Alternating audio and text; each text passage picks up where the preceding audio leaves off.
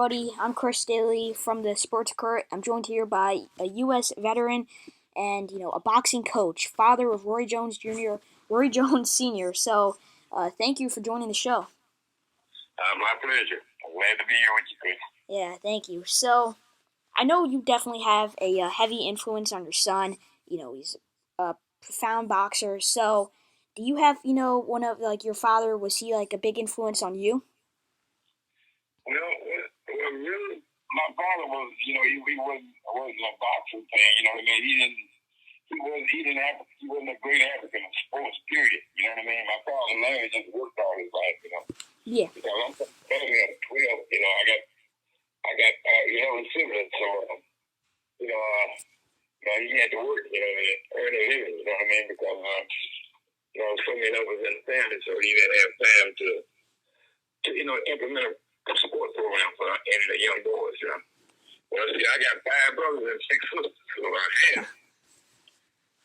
it was 12 of us all together. It was 6 boys and 6 girls, so, that's a day's work for a guy, kind of raise a father to raise a family of 12 like that, Mm-hmm. So, he wasn't a big advocate of sports, period, I got my sports mainly from the local churches, but when I was when I was a teenager, when I was in my young adolescent stage, the churches had boxing clubs, and that's when I started. I started my boxing program. I started my boxing program in a church program. Yeah. And from that, I went on to bigger fields, Yeah, and I know in high school you played football, baseball, and basketball, and then you eventually become a professional boxer yourself. So, when did you start boxing all of a sudden? Because you obviously didn't really do that in high school. No, I didn't. I didn't do that in high school, and I didn't do any.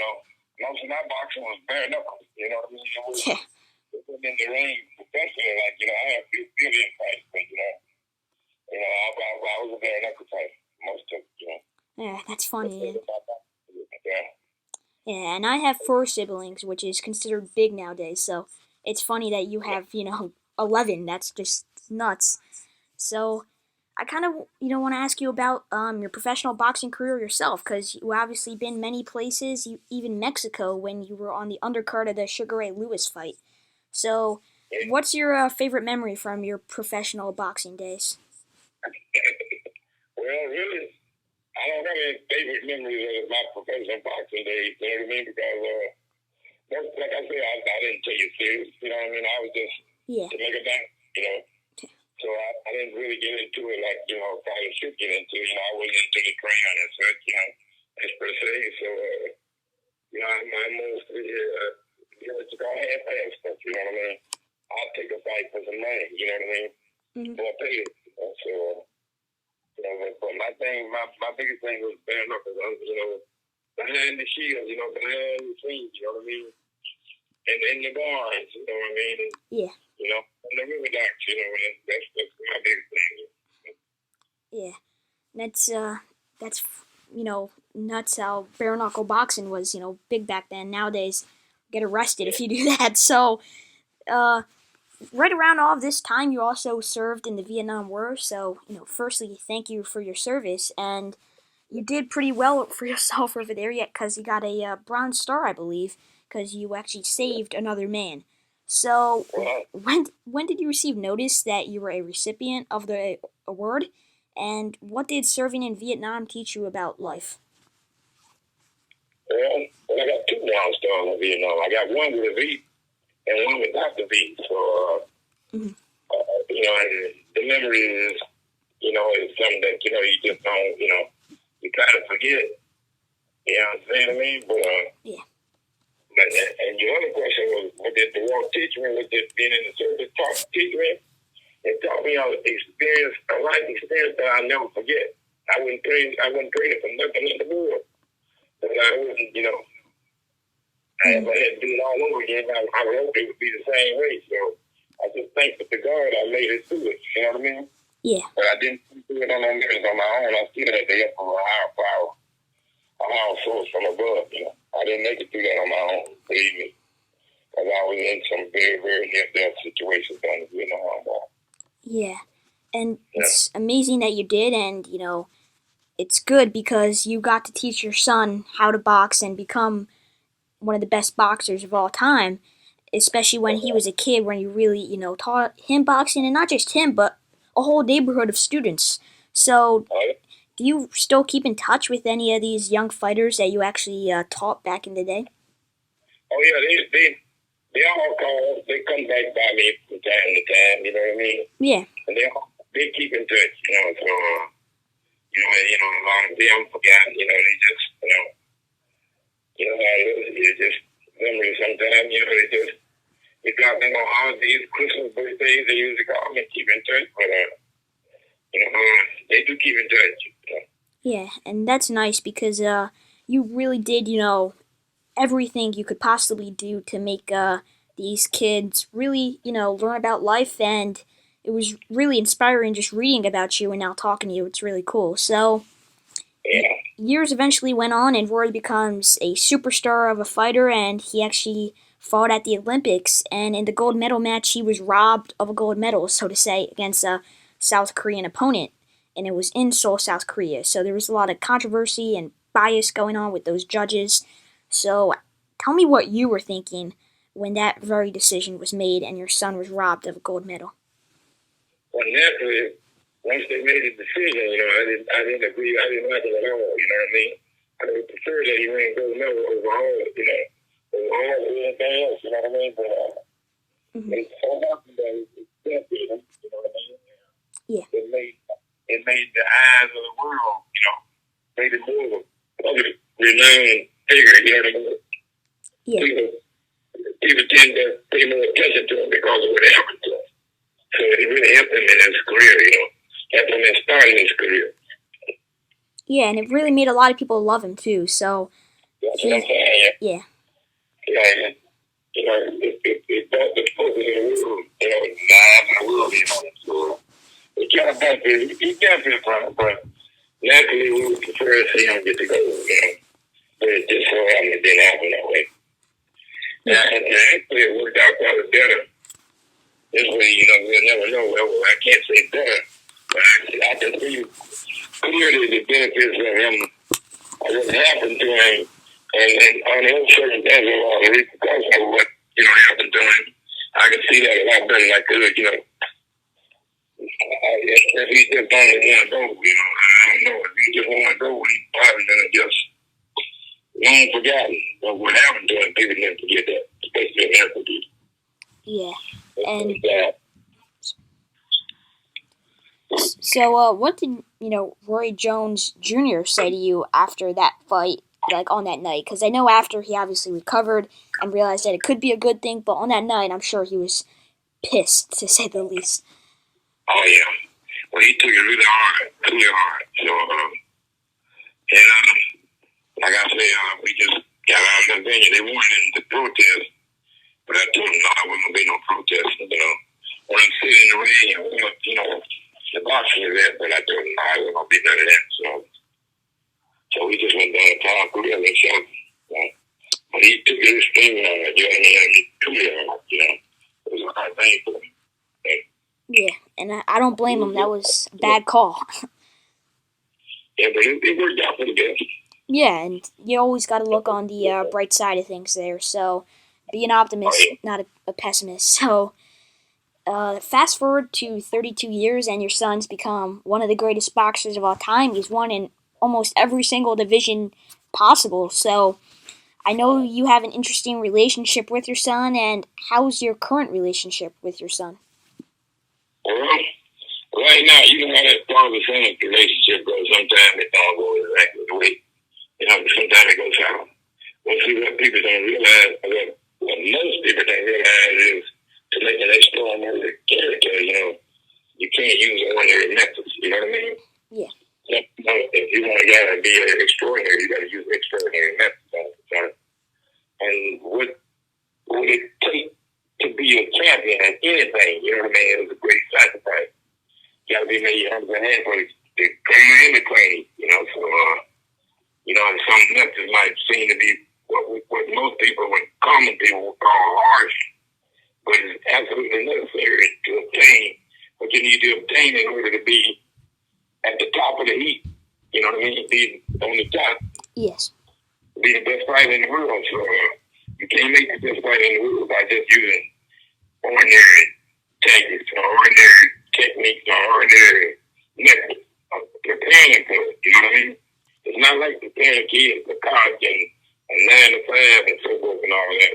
You know, there's a lot more to it than this because, you know, so competitive, so many people, and so many, you know, people trying to be the same thing, you know what I mean? So, everybody wants to be at the top, you know what I mean? There's a price to pay to get to the top. And sometimes, you know, as a youngster, as a young kid, they don't realize it.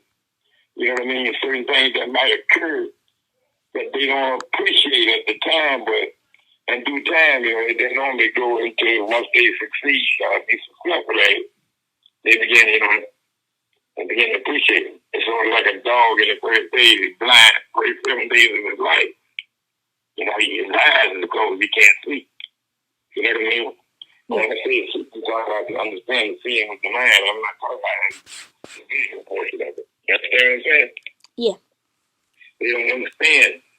Or they might think, you know, they just think they don't approve or think you're super hard on them or you know, or you cool or so forth and all that. But, you know, it's not that, you know, it's just what you need to put into in order to be successful at what you want to do. Yeah. And the individual sports is really hard on a you know what I mean? Yeah. Team sports are a lot easier on individual than individual sports. Individual sports is so demanding. You know what I mean? The preparation, the method of preparing to participate in the sport is so demanding. Until, you know, it just, you know, takes a special type, person, a special character, a special personality to endure. You know, what you got to go through them, you know, to do individual sports. Like them gymnastic people, you know? Yeah. That's, you know, and sometimes you might think them instructors is really cool, but they got to do that, you know? Yeah, and I think when it's fall on the ball, they got to get back up. Yeah, I think it's great that, too, because when Roy was a youngster, you really taught him not just how to box physically and everything, but really how to handle yourself mentally, and you're great with that, and that's where a lot of, honestly, young athletes, you know, that's why they don't fulfill their potential. It's because not about the talents they have at boxing or whatever sport they play, it's really just about what they think and how they conduct themselves, all because of their mental attitude. And you got that. I couldn't have said it any better. Yeah, thanks. So, yeah, and now Rory is preparing for one of the biggest fights of his life, and that comes at the age of 51 years old. So, he's facing the animal himself, Mike Tyson, and I'm sure you've kind of, you know, with Rory, how he trains, you know how he trains, so how's he been training, especially during this coronavirus pandemic, and due to the fact that he's 51 now? Well, that's strictly on him. I don't have nothing to do with that person. That's that now, you know. That's strictly on him, you know. If it was ever up to me, I would say, don't do it. But, you know, you can't tell him, you know, man, what he can do and what not to do because he's an adult now. You know, when he was a kid, you know, I used to, you know, stand over him. You know what I mean? I used to, you know, but now I stand back. He's an adult, you know. He determines his own pace, his own direction, you know. So I have to stand back and watch him, you know, whether I approve or disapprove, you know. So I'm pretty sure he know how to prepare. He's been, you know, this ain't something new for him. You know, he's been doing it all his life, you know. So if he prepare and take the correct, you know, the method of preparation, I think it'd be all right. Yeah, and that's it's really good to know. So, I'm interested if you've ever met Mike Tyson, because I know you're big in the boxing community and your son is. So, what's your impression of what some people call the baddest man on planet Earth? Hold on, excuse me. Come on in. Yes, yes, I met Mike Tyson. In fact, I know Mike pretty well. You know what I mean? I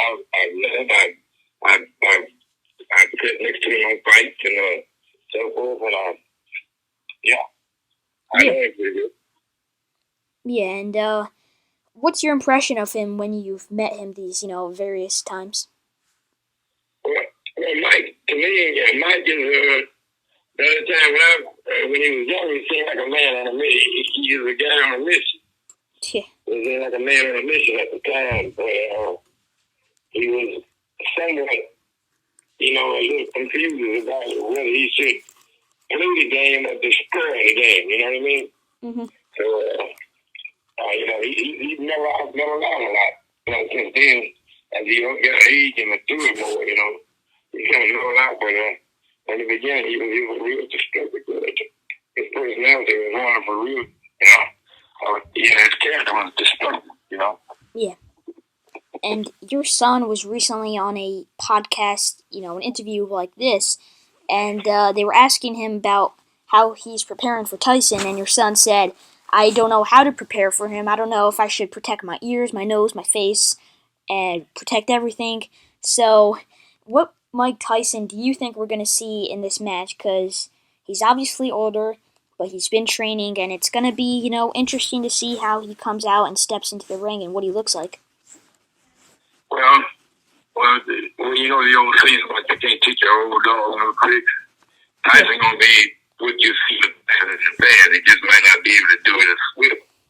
You know what I mean? As fast or as thinking as he used to do it. But the things that you see with Tyson in the fans, that's what he gonna do. That's what he know. You know what I mean? That's what he trained and prepared to do all throughout his career. So he ain't gonna change. No, he's still Mike Tyson. You know what I mean? Yeah. So you can expect Tyson to be the Tyson that you've seen in the past, just not as swift, not as diligent. You know what I mean? But he's gonna be the same Tyson. He's gonna bring the same game. He ain't gonna change. He's gonna be there. He's gonna be hunting and seeking. You know what I mean? Yeah. So, like I said, Rogan at the box. Yeah, and your son is one of the fastest boxers I've ever seen when it comes to the use of his hands. Like, I was watching highlights, and next thing you know, he delivers 5 punches in about a second. It's just crazy to see. So, do you think we're going to see some flashbacks of what your son used to be, or you think he might, slow down like Tyson a bit? What do you think your son's going to box like? Well, all the time, always he's going to deliver all of us a blood. So, all the time, he'll affect on everybody. Now, nobody's exempt from that. So, I don't suspect that he'll be as fast. You know what I mean? But yeah. according to what he is dealing with in the place that, that he don't have to deal with at the time, he might appear to be that way, but naturally he'll slow down because he's over. But he's slowing down. He's still going to have a speed that's going to exceed what Mike got. You know what I mean? Yeah. But Mike plays for he should be faster, Yeah, and the fight is scheduled for November 28th at the Staples Center in Los Angeles. Are you going to the fight, or are you, staying home and watching from the television? I definitely might go out there because, you know, I'm disabled, so I can't, Yeah. I don't do wrong because I used to, so, like I said, I got down there with Dave of the so I doubt there's if I'm going, and I'll be watching.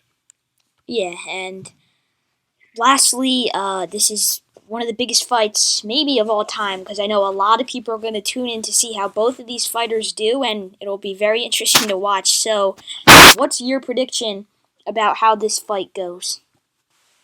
Well, a lot depends, and really, I don't have a prediction. I hope Roy come out to be victorious, you know what I mean? Yep. And I hope his superior skills, like overshadow anything Mike might be able to do, but you know how it is. Mm-hmm. We don't never know until the day comes, until the fight, actually happens. But I hope he'll be victorious. Whatever the case may be, I hope his skills be too overwhelming for Mike.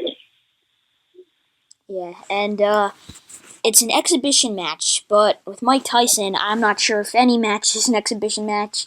I've seen some exhibition matches of his, and exhibition matches, you don't knock the guy out. And Mike Tyson, Well, he's Mike Tyson. He just does what he wants. So I hope, your son does well, and it's going to be very fun to watch. And I really thank you for your time, and I thank you for your service with everything you've done for the military, of course, in Vietnam. So, Mr. Jones Sr., it was great talking to you, and all the best with everything.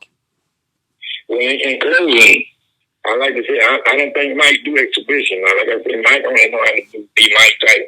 Yeah. And then that's like you see him in the ring, so I think that's the only way you know how to be in the ring, so I just really and truly don't think you do exhibition. They might call it that, but I don't think you do that. I think Mike Tyson going to be the same destroyer, going to attempt to be the same destroyer that he's been all his life. So, it's yet to be seen. Maybe Father Time deliver him a blow that enable him to do all that kind of stuff. You know what I mean? So, but we're yet to be seen. Yeah, and so that's all I have for you, and I really thank you for your time and doing this. Really appreciate it, and it was great talking to you. You have some words of wisdom, so it's really nice to hear from you. All right, the pleasure was mine. Thank you very much. Thank you. I'll see you. Bye-bye. Bye.